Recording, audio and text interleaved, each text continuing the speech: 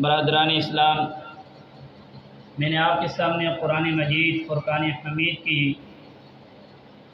چند آیات مبارکہ تلاوت کی ہیں اور ذخیرہ حدیث نبوی صلی اللہ علیہ وآلہ وسلم میں سے ایک حدیث مبارکہ کی تلاوت کی ہے۔ اللہ تبارک و تعالیٰ کی ذات سے دعا ہے کہ رب العالمین کی ذات مجھے صحیح کما حق بیان کرنے کی، آپ سامعین کو سننے کی، اور اس کے بعد اللہ تبارک و تعالیٰ کی ذات ہم سب کو ان باتوں پر عمل کی توفیق عطا فرمائے۔ گزشتہ جمعۃ المبارک پر حضرت ابراہیم علیہ نبینا علیہ السلام اور ان کے بیٹے حضرت اسماعیل علیہ نبینا علیہ السلام کی قربانی اور ان کی سیرت کا بیان تھا۔ آج کے جمعۃ المبارک میں فضائل قربانی اور مسائل قربانی، ان دونوں پر انشاءاللہ العزیز بات ہوگی۔ قربانی کا عمل، قربانی کی اہمیت کا اندازہ آپ اس سے لگائیں کہ اللہ تبارک و تعالیٰ کی ذات نے جب سے کائنات بنائی ہے، حضرت آدم علیہ نبینا علیہ السلام کے مبارک دور سے لے کر خاتم النبیین جناب محمد الرسول اللہ صلی اللہ علیہ وآلہ وسلم تک یہ تواتر کے ساتھ مسلسل یہ رہی ہے۔ قرآن بھی کہتا ہے وَلِكُلِّ أُمَّةٍ جَعَلْنَا مَنسَكًا لِيَذْكُرُوا اسْمَ اللَّهِ عَلَى مَا رَزَقَهُم مِّن بَهِيمَةِ الْأَنْعَامِ، کہ ہم نے ہر امت کے لیے اس قربانی کا عمل جاری رکھا تاکہ وہ اپنے چوپاؤں کے اوپر اللہ کا نام لیں اور ان کو اللہ کے نام پر ذبح کریں۔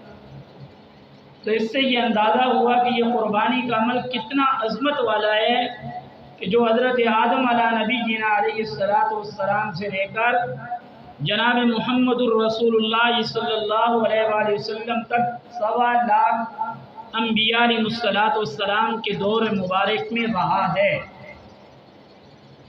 اور بالخصوص جناب حضرت ابراہیم علیہ نبینا علیہ السلام کے مبارک دور کے اندر یہ خاص اہمیت اس کو حاصل ہوئی۔ حضرت ابراہیم علیہ نبینا علیہ السلام نے اپنے بیٹے کی قربانی کی، ان کو اللہ کے نام کے اوپر ذبح کرنا چاہا، اللہ کا حکم پورا کیا، تو اس کے بعد سے اس قربانی کو اور اہمیت حاصل ہوئی۔ صحابہ اکرام رضوان اللہ علیہ اجمعین نے جناب نبی کریم صلی اللہ علیہ وآلہ وسلم سے پوچھا قربانی کیا چیز ہے؟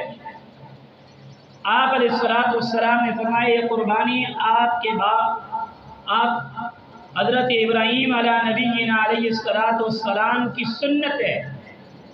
صحابہ نے پوچھا اللہ کے رسول اس قربانی پر ہمارے لیے کیا رکھا ہوا ہے؟ آپ علیہ السلام نے فرمایا اس قربانی پر آپ کے لیے اللہ نے یہ بات رکھی ہے ہر جانور کے اس کے اوپر جو بھی بال ہے اس کے برابر اللہ آپ کو ایک نیکی عطا کرے گا۔ اور قربانی کی اہمیت اس سے اندازہ لگائیں، جناب نبی کریم صلی اللہ علیہ وآلہ وسلم مدینہ طیبہ میں 10 سال تک رہے، آپ نے ہر سال اس قربانی کو کیا ہے، اور آخری دفعہ آپ علیہ السلام نے 2 قربانیاں کی تھی، ایک اپنی طرف سے اور ایک اپنی امت کی طرف سے قربانی کی ہے۔ اور جناب نبی کریم صلی اللہ علیہ وآلہ وسلم فرماتے ہیں قیامت والے دن قربانی کا جو جانور ہے یہ اللہ تبارک و تعالیٰ کے پاس اپنے بال، اپنے خون اپنے کھروں کے ساتھ اللہ کے دربار میں حاضر ہوگا۔ جس شخص نے اس کی قربانی کی ہوگی، اس جانور کا خون گرنے سے پہلے اللہ اس کے گناہوں کو معاف کر دے گا۔ یہ قربانی کی فضیلت ہے۔ اور قربانی والے دن 10 ذی الحجہ کو اللہ کے نبی صلی اللہ علیہ وآلہ وسلم فرماتے ہیں، اللہ کے ہاں سب سے محبوب ترین عمل خرچ کرنے میں وہ قربانی کا عمل ہے۔ اس سے زیادہ کسی عمل کی کوئی وقت نہیں ہے سوائے قربانی کا اس عمل کے کہ وہ صرف اور صرف قربانی ہی کرے۔ اللہ کو جو سب سے زیادہ محبوب ہے وہ قربانی ہی کرنا محبوب ہے قربانی والے دن کے اندر۔ اور اس کے بعد قربانی کے کچھ مسائل ہیں۔ قربانی کس شخص پر ہے، کس عورت پر ہے، کس جانور کی قربانی کی جائے، کس ٹائم قربانی کی جائے، اور اس کے لیے کیا نصاب ہے۔ یاد رکھ لیں، قربانی واجب ہے۔ قرآن کہتا ہے فَصَلِّ لِرَبِّكَ وَانْحَرْ، آپ اپنے رب کی نماز پڑھیں اور قربانی کیجیے۔ قربانی واجب کس طریقے پر ہے کہ اللہ کے نبی صلی اللہ علیہ وآلہ وسلم فرماتے ہیں، جو آدمی صاحب استطاعت ہو، اس کے پاس مال موجود ہو اور وہ قربانی نہ کرے تو وہ ہماری عیدگاہ کے قریب بھی نہیں آئے۔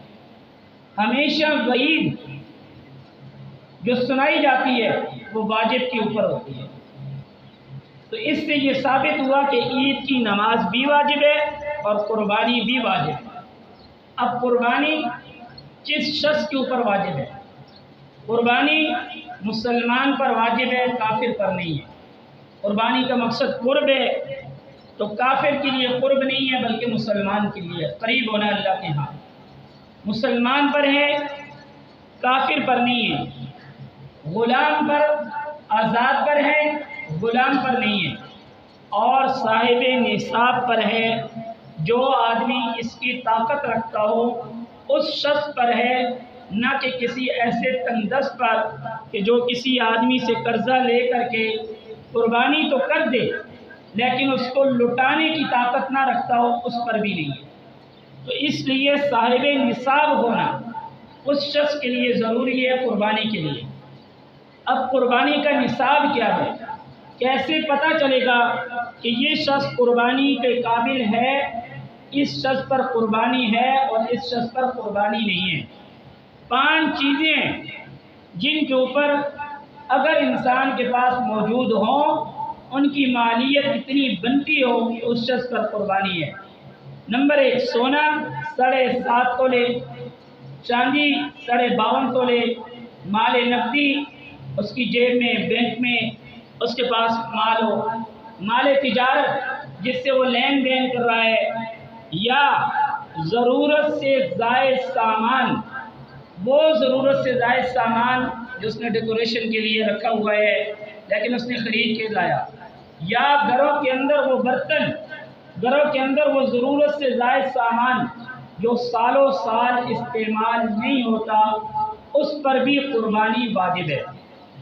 اب یہ جو 5 چیزیں ہیں، ایک چاندی، سونا، مال نقدی، تجارت اور ضرورت سے زائد سامان، ان میں سے ایک شخص کے پاس 2 چیزیں ہیں لیکن اس کی مالیت اتنی بنتی ہے جس پر قربانی واجب ہو سکتی ہے۔ قربانی کا نصاب صدقہ فطر کرنے والا، جس شخص پر جو شخص اتنی استطاعت رکھتا ہو صدقہ فطر دے سکتا ہے، یعنی جس شخص پر زکوٰۃ واجب ہو سکتی ہے، اس کی مالیت کے برابر اگر اس کے پاس پیسے موجود ہوں یا پیسے اتنے موجود بن جاتے ہوں جس پر زکوٰۃ ادا ہو سکتی ہے، صدقہ فطر آتا ہے، اس شخص پر قربانی واجب ہے۔ اب بات ذہن میں رکھیں کہ کیسے سمجھ آئے گی۔ مارکیٹ کے اندر چاندی کا ریٹ لگایا جائے، 52.5 تولے چاندی کا ریٹ لگاؤ، اس کی کتنی مالیت بنتی ہے؟ اس کی جتنی مالیت بنتی ہے، اس کے بعد سونا، مال نقدی، مال تجارت، ضرورت سے زائد سامان، ان سب کی مالیت کو جمع کر کے اس بقدر ہو سکتی ہے، اتنی ہو جائے کہ اس کی نصاب 52.5 تولے چاندی کے برابر اس کی مالیت، اس اتنا پیسہ بن رہا ہے، اس شخص پر قربانی واجب ہے۔ وہ شخص قربانی کرے گا، اس کے لیے لازم ہے۔ اگر اس شخص کے پاس صرف سونا ہے، باقی کوئی چیز بھی نہیں ہے، چاندی بھی نہیں ہے، مال تجارت بھی نہیں ہے، مال نقدی بھی نہیں ہے، ضرورت سے زائد سامان بھی نہیں ہے، اگر اس شخص کے پاس صرف سونا موجود ہو، صرف سونا رکھا ہوا ہے، اب سونے کے اندر اس کے پاس تھوڑے سے بھی پیسے موجود ہیں، لیکن وہ سونا اتنا ہے کہ اس کی مالیت 52.5 تولہ چاندی کے برابر پہنچ جاتی ہے، اس شخص پر بھی قربانی ہے۔ زکوٰۃ کا اصول یہ ہے، اس شخص پر زکوٰۃ ہوتی ہے جو شخص اس کے پاس اتنی مالیت ہو کہ اس مالیت پر 1 سال پورا گزر جائے، اور اس کے بعد اگر وہ صاحب نصاب ہے تو اس پر زکوٰۃ ہے۔ لیکن قربانی کے متعلق یہ مسئلہ نہیں ہے۔ ان 5 چیزوں کی قیمت، مالیت آج اس کے پاس موجود ہو گئی ہے، وہ صاحب استطاعت ہو گیا ہے، اس پر قربانی آج سے واجب ہو چکی ہے۔ سونا آیا کس کی ملکیت میں ہے؟ مرد کی ملکیت میں ہے یا عورت کی ملکیت میں؟ اگر عورت کو دے دیا ہے، عورت کی چیز ہے، اس کے حوالے کر دیا، یا عورت نے خود اپنے میکے سے، اپنے ماں باپ سے، یا گھر میں آ کر کے خود بنا لیا ہے، اس کی مالیت 52.5 تولے چاندی کی برابر بن چکی ہے، اس عورت پر بھی قربانی جو ہے وہ واجب ہو چکی ہے۔ ہمارے یہاں بدقسمتی، بدنصیبی یہ ہے، دین کا جب معاملہ آتا ہے نا، ہم اس کے اندر سے کیڑے مکوڑے نکالنا شروع کر دیتے ہیں۔ دنیا کی عیاشیوں کے لیے ہر کام ہمارے لیے صحیح ہے، اس میں مرد بھی شاطر ہے، عورت بھی ہے، لیکن دین کا معاملہ آئے گا، ہمارے اس سے 4 گنا ہم نے اس کے اندر سے باتیں نکال دی۔ کیا کیا جاتا ہے؟ سونا ساروں سال عورت کے حوالے ہے، قربانی کا یا زکوٰۃ کا وقت آئے گا، عورت اٹھا کے مرد کے حوالے کر دے گی، یا مرد اٹھا کے عورت کے حوالے کر دے گا، کہیں گے ہم نے تبادلہ کر لیا ہے، نہیں یہ آپ کا بعد میں واپس لے لیں گے۔ یاد رکھ لو، دنیا میں یہ چیزیں چل جائیں گی، لیکن آخرت میں یہ کام نہیں آئیں گی۔ یہی سونا، یہی چاندی، یہی مال تجارت، یہی مال جو آج جیب میں جس کے اوپر سام بن کے ہم بیٹھے ہیں، یہی قیامت والے دن گنجے سانپ کی شکل میں انسان کو ڈسے گا۔ یہی مال یوم یحمى علیہ فی نار جہنم فتقوی بہا جباہہم وجنوبہم وظہورہم۔ قرآن کہتا ہے یہ جو سونا اور چاندی ہے، جس کے اندر سے زکوٰۃ نہیں نکالی جائے گی، اللہ قیامت والے دن اس کو سلگائے گا، آگ میں ڈالے گا، اور اس کے بعد اس کی پشت پہ لگائے گا، اور اس کو ہاتھوں کے اوپر وہی سونے کے جو کنگن ہوں گے وہ آگ کے پہنائے جائیں گے۔ اس لیے جب یہ حق ہے، یہ لازم ہے، واجب ہے ہر اس آدمی پر جو ان 5 چیزوں کی بقدر اس کی جیب کے اندر مالیت بنتی ہو، تو اس شخص کو چاہیے کہ وہ قربانی ادا کرے۔ اس کے بعد قربانی کے جانور، کہ کون سا جانور قربانی کے لیے ہے؟ بھیڑ، بکری، گائے، بھینس اور اونٹ، یہ 5 جانور ہیں جن کی قربانی کی جائے گی۔ اس میں دمبا اور بھیڑ یہ وہ جانور ہیں جن کی نبی کریم صلی اللہ علیہ وآلہ وسلم سے ثابت ہے کہ انہوں نے خود بھی ان کی قربانی کی ہے۔ اللہ کے نبی صلی اللہ علیہ وآلہ وسلم نے فرمایا، جو آدمی، صحابہ نے پوچھا کہ جب اس قربانی پہ کیا کیا ملے گا، تو آپ نے فرمایا ہر بال کے بدلے میں ایک نیکی ملے گی۔ تو صحابہ نے پوچھا کہ یہ بھیڑ اور دمبے اون کے اوپر، اللہ کے نبی نے فرمایا اس پر بھی ملے گی۔ اور اس کے اوپر کتنے بال ہوتے ہیں انسان کی گنتی سے باہر ہے۔ اصل مقصد جو قربانی کا ہے وہ خون بہانا ہے۔ اللہ دلوں کے حالات کو دیکھتے ہیں، اللہ کو خون گوشت کی ضرورت نہیں، اللہ انسان کے دل کو دیکھتے ہیں کہ یہ میرا حکم مانتا ہے یا نہیں۔ 5 جانور، بھیڑ اور بکری، اس کے اندر اس کی جو عمر ہے وہ 1 سال کے برابر ہونا شرط ہے۔ اگر کسی شخص نے قربانی کے لیے یہ جانور خریدے لیکن قربانی والے دن تک، جس دن قربانی وہ کر رہا ہے، اگر وہ سال میں سے ایک دن بھی کم ہے اس شخص کی قربانی نہیں ہوگی۔ پورے ایک سال کا ہونا شرط ہے۔ سال سے اگر کم ہے تو اس کی قربانی جائز نہیں ہوگی، اس کی قربانی نہیں ہوگی۔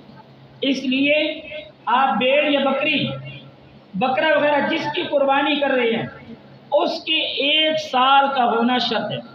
اب ہمارے یہاں ایک اور پیچیدہ مسئلہ، ہم مارکیٹ میں منڈی پہ جاتے ہیں، وہ جو بیچنے والا ہوتا ہے ہم اس سے پوچھتے ہیں بھائی یہ سال کا ہے؟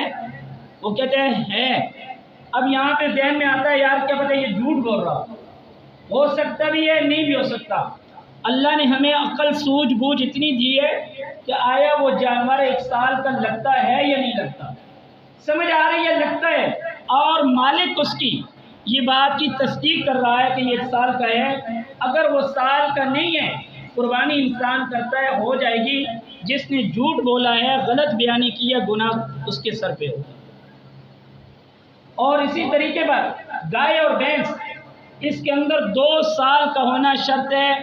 ہمارے یہاں کہتے ہیں دوندا، اس کے آگے سے دان ٹوٹے ہوئے، یہ شرط نہیں ہے، 2 سال کا ہونا شرط ہے۔ آپ گائے لینے چلے گے، اس سے آپ اس کی یہ بات پوچھیں کہ یہ 2 سال کا ہے یا نہیں ہے۔ اگر وہ 2 سال کا ہے تو اس پر قربانی جو ہے اس کا کرنا صحیح ہوگی۔ اور اونٹ کے اندر 5 سال کا ہونا جو ہے اونٹ کا لازمی ہے۔ اگر 5 سال سے وہ کم ہے تو اس جانور کی، اس اونٹ کی قربانی جو ہے وہ ناجائز ہو جائے گی۔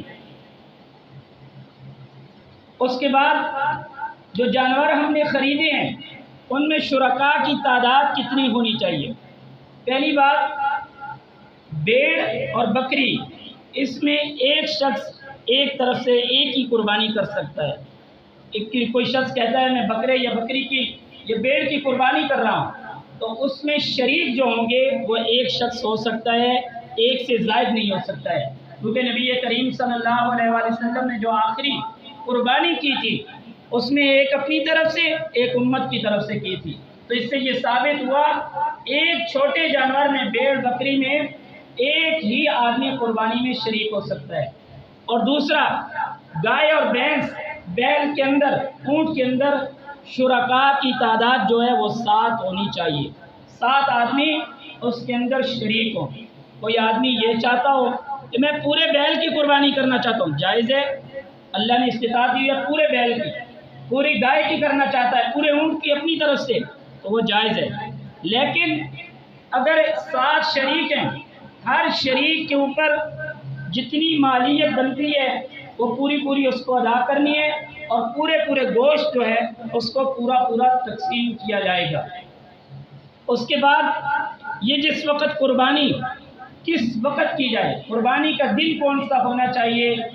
اللہ کے نبی صلی اللہ علیہ وآلہ وسلم نے فرمایا سب سے افضل دن جو قربانی کا ہے وہ 10 ذی الحجہ جو عید کا دن ہے، اس دن قربانی آپ کریں، وہ سب سے افضل ترین دن ہے۔ اور اگر پہلے دن نہیں قربانی کر سکے تو دوسرے دن، اگر دوسرے دن بھی نہیں کر سکے تو 3 دن، تیسرے دن 12 ذی الحجہ مغرب سے پہلے آپ قربانی کر سکتے ہیں۔ اس کے بعد قربانی نہیں ہے، قربانی کے صرف 3 دن قربانی ہو سکتی ہے، اس کے علاوہ قربانی جو ہے وہ نہیں ہوگی۔ اور کون سے ایسے جانور ہیں جن کی قربانی ناجائز ہے، عمر بھی پوری ہے ہونے کے باوجود وہ قربانی کے لیے قابل نہیں سمجھے جائیں گے؟ ایسا جانور، وہ بکری ہے، بھیڑ ہے، دمبا ہے، گائے ہے، اونٹ ہے، کوئی بھی ہے جو چل نہیں سکتا، یعنی جہاں پہ اس کو ذبح کیا جائے گا وہ وہاں پہ جا نہیں سکتا، اس جانور کی قربانی، ایسا معذور جانور جو چل نہیں سکتا اس کی قربانی بھی ناجائز ہے۔ نمبر 2، اس کی آنکھ کی نظر اتنی جا چکی ہو، ایک آنکھ سے 3/3 اس کی نظر جا چکی ہو، ایک آنکھ صحیح ہے، دوسری آنکھ سے وہ کانا ہے، اس کی بھی قربانی جو ہے وہ جائز نہیں ہے۔ نمبر 3، اگر کوئی ایسا جانور ہے جس کا پیدائشی کان کٹا ہوا ہے، ایک صحیح ہے ایک صحیح نہیں ہے، اس کی قربانی بھی جائز نہیں ہے۔ لیکن ایک کان اتنا کٹا ہوا ہے، ایک صحیح ہے ایک اتنا ہے کہ اس کان کے 3 حصے بنائے جائیں، 2 حصے تو پوری ہیں، ایک حصہ کٹا ہوا ہے، اس جانور کی قربانی بھی جائز ہو جائے گی۔ 2 حصے صحیح ہیں، 2 حصوں کے برابر اس کا کان پورا ہے، تیسرا حصہ نہیں ہے، تو ایسے جانور کی قربانی بھی جو ہے وہ جائز ہو جائے گی۔ اور اس کے بعد ایسے جانور کی قربانی جس کی ہڈیاں بالکل سامنے نظر آ رہی ہوں، اتنا دبلا پتلا جانور ہے کہ اس کی ہڈیاں وہ چل تو رہا ہے لیکن اتنا کمزور ہے، اتنا لاغر ہے کہ دیکھ کر انسان کو حیرانگی ہو رہی ہے، تو ایسے جانور کی قربانی بھی جائز نہیں ہے۔ قربانی کا مقصد قرآن کیا کہتا ہے کہ لن ینال اللہ لحومها ولا دماغها ولکن ینالہ التقوی منکم، کہ اللہ کے ہاں آپ کا خون، اللہ کے ہاں آپ کا گوشت نہیں بلکہ اللہ دلوں کے حال کو جانتا ہے۔ آج کے دور میں مہنگائی کا دور ہے، ہر انسان کی خواہش ہے کہ میں قربانی کروں، اللہ نے مجھے دیا ہوا ہے، اگر نہیں بھی اتنی استطاعت اتنا شوق ہے، اگر آپ کو اللہ نے اتنی توفیق دی، آپ کو سمجھ آتی ہے کہ میں کسی سے قرض لے کر ادھارے پیسے لے کر قربانی کروں اور بعد میں اس کو لوٹا سکتا ہوں، تو آپ قربانی کریں۔ لیکن حالات ایسے ہیں کہ آپ کسی سے ادھارے پیسے لے کر قربانی کریں اور اس کو واپس نہ کر سکے، اس سے بہتر ہے کہ قربانی نہ کریں۔ حالات ایسے ہیں اس لیے، اور قربانی کا مقصد قرآن کہتا ہے قل ان صلاتی و نسکی و محیای و مماتی للہ رب العالمین، کہ اے محبوب آپ ان سے فرما دیں میری نماز، میری قربانی، میرا جینا، میرا مرنا وہ صرف اور صرف اللہ کی ذات کے لیے۔ قربانی کا مقصد اللہ کی رضا ہونی چاہیے۔ ہمارے ہاں کیا ہوتا ہے، قربانی کے جانور خریدنے کے لیے پڑوس والوں کو دیکھا جاتا ہے، انہوں نے 1 لاکھ کا لایا ہے، ہم نے اپنی نمائش کرنے کے لیے، بتانے کے لیے ہم نے 1.5 لاکھ کا لانا ہے۔ اچھا کیوں لا رہے ہیں؟ اس لیے لا رہے ہیں کہ یار بولیں گے اتنے پیسے والے تھے، ہم سے تو کم والا لایا ہے۔ مقصد شہرت، ریا، دکھلاوا۔ قرآن کہتا ہے قربانی اللہ کی ذات کے لیے ہونی چاہیے۔ آپ کو اللہ نے توفیق دی، آپ 10 لاکھ کا بیل خرید سکتے ہیں، اچھی بات ہے، اس سے کروڑ ہاں درجے یہ بہتر ہے۔ آپ 10 لاکھ کے 10 بیل خرید لیں جس سے آپ قربانی کر کے جو غرباء، مساکین، جو لوگ نہیں قربانی کر سکے ان کے اندر اس کا گوشت تقسیم کرتے ہیں۔ حضور علیہ الصلوۃ والسلام کی طرف سے، صحابہ اکرام رضوان اللہ علیہم اجمعین کی طرف سے، ان کے نام کی، اپنے بڑوں کے نام کی، بزرگوں کے نام پہ قربانی کر کے اتنا مہنگا جانور جو خرید کے اس کا خون بھی بہایا جائے اور مقصود ریا اور دکھلاوا ہو، ثواب بھی نہ ملے، اس سے کروڑ ہاں درجے بہتر ہے کہ ایسا جانور، اتنے جانور خرید لیں جس سے مقصد یہ ہو کہ میں اللہ کی رضا کے لیے قربانی کر رہا ہوں اور گوشت جو ہے وہ غرباء کے اندر تقسیم کر دوں گا۔ اس سے ڈبل فائدہ ہوگا، ایک تو قربانی کے جانور زیادہ ہوں گے، ثواب زیادہ ہوگا، اور جو گوشت تقسیم کیا جائے گا اس کی تعداد زیادہ ہوگی اور زیادہ لوگ اس کو کھا لیں گے۔ پھر قربانی کا جو جانور ہے اس کی جب قربانی کی گئی، اس کے گوشت کی تقسیم کے اندر 3 حصے بنانے چاہیے۔ پہلا ایک اپنی ذات کے لیے، دوسرا اپنے عزیز و اقارب رشتہ دار جو دوست احباب ہیں ان کے لیے، اور تیسرا وہ غرباء اور مساکین کے اندر تقسیم کرنے کے لیے۔ قربانی کا مقصد ہی یہی ہے۔ تو اگر کوئی آدمی اس سارے کا سارا گوشت کہے کہ میں خود رکھنا چاہتا ہوں، وہ غرباء میں کسی اور میں تقسیم نہیں کرنا چاہتا، تو وہ بھی جائز ہے۔